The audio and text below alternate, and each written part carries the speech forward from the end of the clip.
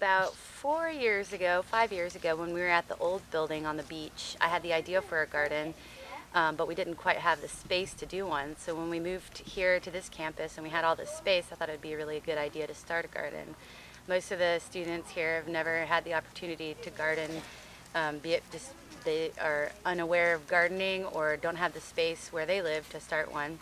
So we started from scratch and built up the boxes and had compost brought in and began planting. And why we do that, I think it's really important for kids to understand where food comes from and understand that not all food comes from a box or a bag. And to see it actually come out of the ground, I think they develop more of an appreciation for healthy food. When they grow it from seed and harvest it themselves, they're also more willing to eat green foods. The result is that I see them more willing to eat things like green foods that they would normally turn their nose to because they invested time in planting the seed, growing it, and harvesting it. I've seen kids eat raw bell peppers, raw carrots, raw leafy greens, when before, if I were to hand that to them in a mixed salad, they would have totally turned away from it.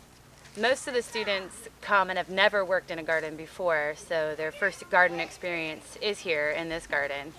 And now, since we've been doing it for a few years, the older kids, the kids that have been here prior, kind of share their previous experience with the new kids coming in.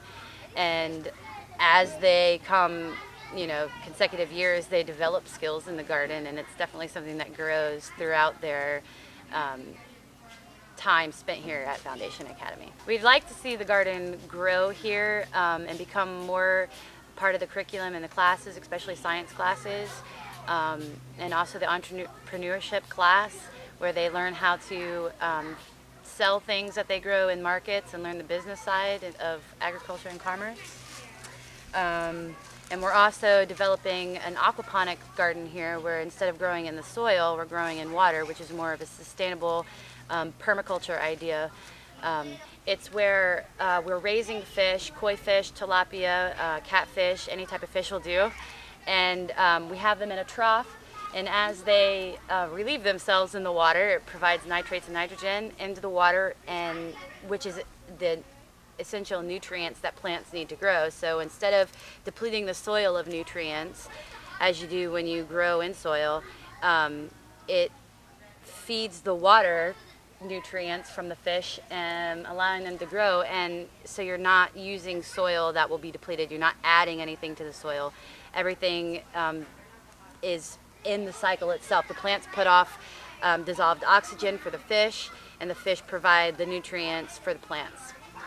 One of our students' father actually has been involved in aquaponic farming for a while, and he saw what we were doing with the garden and thought that it'd be a good idea to come and experiment. And we started actually with this small system over here, and then we thought it would be a really great idea to kind of go larger on a bigger scale, which is what we're trying to develop out in the field out here. I think it's really important that the kids are outside the classroom, because most of the kids these days spend their time at home indoors watching TV, playing video games, and they lose touch with the natural environment. And I think that kind of unfortunately dulls the senses. So when you bring kids outside of the classroom into the outdoor environment, they start becoming aware of the things around them, smells, sights, sounds of nature, which a lot of kids unfortunately don't have the opportunity to experience at home. So having class outside the classroom is a really good thing. So this is where we're starting all of our seeds for the aquaponic growing system. We're starting them in a coconut shuck medium and then adding a little bit of vermiculite. And we start them here, and once they get big enough, then we'll move them to the trough where they'll continue their life cycle in the water. Like I said before, being fed by the nutrients put off by the fish waste. These are all started by students here at the Foundation Academy. Right now we have a couple different varieties of tomatoes, some parsley, and some basil. This is about 1,000 seeds right here. Like I said, the next phase is once they sprout a few roots. So when you see the first signs of roots coming through the bottom of these pots, they're slitted, and that's when we know it's time for them to go into the water troughs. and their roots grow out and into the water. And the thing about aquaponics is that it's constantly watered and there's a constant flow of nutrients, so they grow bigger, better, faster, is the idea. Once the plants sprout, then they'll move to the troughs and they'll fit in these little holes right here. And there's a pump that's constantly cycling the water. It's like an ebb and flow.